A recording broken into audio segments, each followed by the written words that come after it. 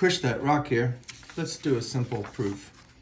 Before I do, I want to make this dichotomy here. In this class, we're going to do a few proofs and a lot of what's called identity verification. So when we're doing a verification, we can rely on other identities that we've accepted or proven. In this video, we're not quite there yet. In this video, we're going to do a simple proof, and a proof is usually, not always, relies on definitions. And in this class, when I say prove some relationship in trig, I mean rely on definitions. And when I say verify some relationship in trig, then you don't have to go back to the definitions. You can, but you can rely on just identities. Okay, so we got that out of the way. This video, though, is about a proof. So we're going to prove this. This is later something we might just verify, but here we're going to prove it. And to prove it, what we're going to do is we're going to start on one side, like maybe this right-hand side here. Right-hand side is 1 minus 1 over cosecant squared theta. And we're going to rely on definitions only, okay? So 1 minus 1 over cosecant theta squared.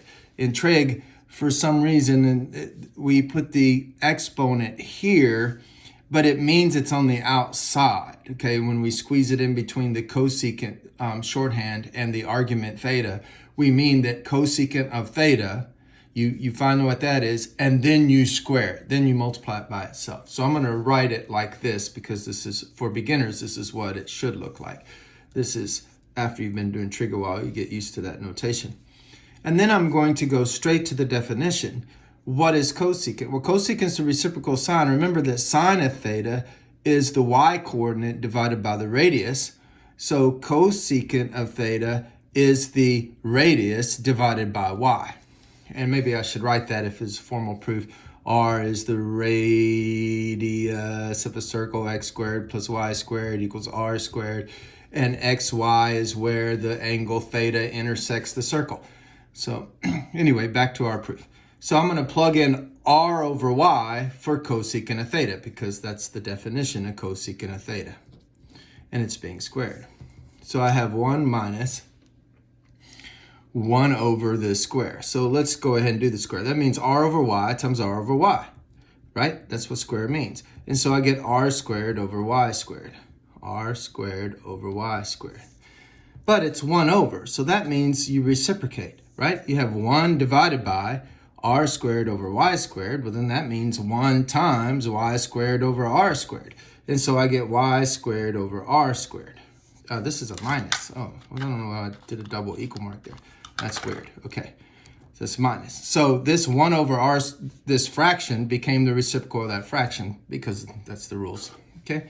So now I'm going to get a common denominator. I'm going to change 1 to r squared over r squared minus y squared over r squared. And I'm going to be able to put that together now and have r squared minus y squared all over r squared. Now, what am I trying to get to? I'm trying to get to cosine squared. What is cosine squared? Well, cosine squared is x squared over r squared. So I've got the r squared down at the bottom. I somehow need to turn this into x squared. Okay, so let's think about this for a minute. Where does that come from?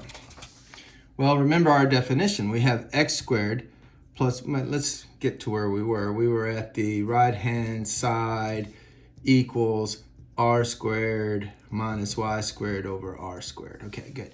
But x squared plus y squared is equal to r squared. Right? That's the circle, you know? And then theta is some angle that intersects the circle at xy. So that's what all the symbols mean. And so you notice that if I just subtract y squared from this relationship, I get x squared is equal to r squared minus y squared. So that means I can substitute in x squared for the numerator over r squared. And that means I have x over r times x over r. And this is the definition of cosine. So I have cosine theta times cosine theta. and that's cosine squared theta, which is the left-hand side of the statement that I was trying to prove. This was the right-hand side, here's the left-hand side. So since I got to where I was going, I'm done with this proof. And my proof complete symbol is just a boring little box. You should make up your own, and it should be something cute, like a heart with an arrow in it. Maybe that's cliche, but something. But anyway, proof complete. Math made simple, Simpson Math.